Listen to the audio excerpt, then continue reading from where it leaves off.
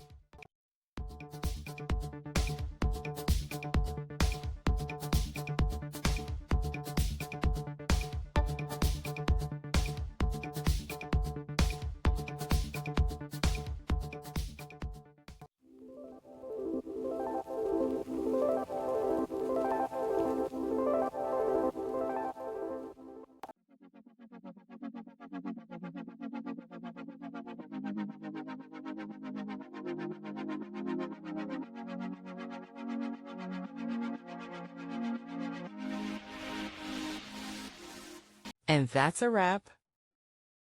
I hope you found the answer you were looking for. If you did, take a second to hit that subscribe button. It really helps out. And let me know in the comments which solution worked best for you.